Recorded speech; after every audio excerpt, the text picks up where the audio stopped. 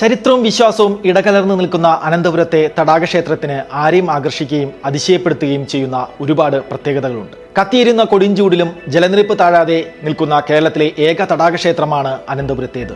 3000 വർഷങ്ങൾക്ക് മുമ്പ് ഉണ്ടാക്കിയതെന്ന് പറയപ്പെടുന്ന ഈ തടാകത്തിൽ കൊടും വേനലിലും മഴയിലും ഒരുപോലെ ജലനിരപ്പായിരിക്കും. വിശാലമായി പരന്നുകിടക്കുന്ന ചെങ്കൽ കുന്നിന് മുകളിലാണ് 10 അടിയോളം താഴ്ചയിൽ 2 ഏക്കറിലധികം വിസ്തൃതിയിൽ പരന്നുകിടക്കുന്ന ഈ തടാകം. അതിനകത്താണ് ശ്രീകോവിലും നമസ്കാര മണ്ഡപവും അടങ്ങുന്ന ക്ഷേത്രം. കാസർഗോഡിന് വടക്ക് കുമ്പളയിൽ നിന്ന് 6 കിലോമീറ്റർ തെക്ക് കിഴക്ക് ബദിയടുക്ക റൂട്ടിൽ നായ്ക്കാപ്പിന് സമീപമാണ് ക്ഷേത്രം. തടാകക്ഷേത്രം എന്നതിനപ്പുറം ഇതിന്റെ ചരിത്രം, വിഗ്രഹ നിർമ്മാണം, തടാകത്തിലെ ഗുഹകൾ, തടാകത്തിലെ മുതല തുടങ്ങി നിരവധി വേറിട്ട കാഴ്ചകളുമുണ്ട്. ഇതെല്ലാം കൊണ്ട് വിദേശ വിനോദസഞ്ചാരികളും ഇവിടെ ധാരാളമായി എത്തുന്നുണ്ട്. തിരുവനന്തപുരം ശ്രീ പത്മനാഭസ്വാമി ക്ഷേത്രത്തിന്റെ മൂലസ്ഥാനമായും ഇവിടം കരുതി വരുന്നു. തടാകത്തെ ഗുഹയിലൂടെ ശ്രീ പത്മനാഭൻ തിരുവനന്തപുരത്തേക്ക് പോയതായാണ് ഐതിഹ്യം.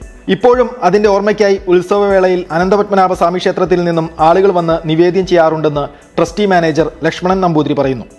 അഗസ്ത്യമുനികളെ തപസ്സിൻ്റെ ശക്തി കൊണ്ട് ഇവിടെ ഉറവുണ്ടായി. ഈ വെള്ളം ഉറവാണ്, മഴവെള്ളമല്ല. തന്നാലെ പാറയിൽ ഇടയിൽ വരുന്ന ഉറവ് വെള്ളമാണ്. എപ്പോഴും വെള്ളം വറ്റില്ല. എത്ര മഴ വന്നാലും മുകളിലേക്ക് വരില്ല.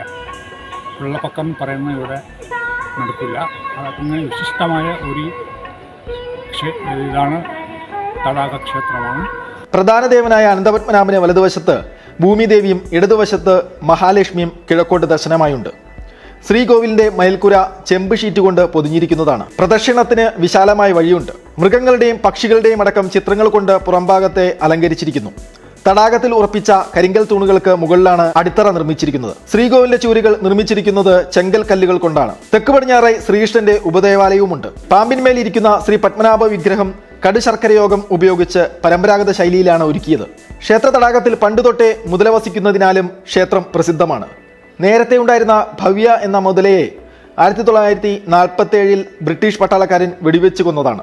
പേര് വിളിച്ചയുടനെ മുതല തടാകത്തിൽ നിന്ന് പൊങ്ങി വരുന്നത് കണ്ട് ഭയന്ന ഭടൻ കയ്യിലുണ്ടായിരുന്ന തോക്കുപയോഗിച്ച് വെടിവെച്ച് കൊന്നു എന്നാണ് പറയപ്പെടുന്നത്. പിന്നീട് മറ്റൊരു മുതല പ്രത്യക്ഷപ്പെടുകയും ചെയ്തു. രണ്ടാമത്തെ മുതല ഇത് കഴിഞ്ഞ കൊല്ലം 2022 ഈ പ്രായപൂർത്തിയായി മരിച്ച ശേഷം കഴിഞ്ഞ നവംബർ 11 തീയതി 2023 പിന്നൊരു മുതല ഇവിടെ പ്രത്യക്ഷപ്പെട്ടു. അത് എവിടെ നിന്ന് വന്നു, ഇങ്ങനെ വന്നു അറിയില്ല. ഒരു ദൈവികമായ ഒരു ജീവിയാണ്. Vegetarian crocodile. 1 മീറ്റർ നീളമുള്ളൂ. അത് ഇപ്പോൾ ഈ കുഞ്ഞി ആയിട്ട് ഇവിടെ കാണുന്നുണ്ട്.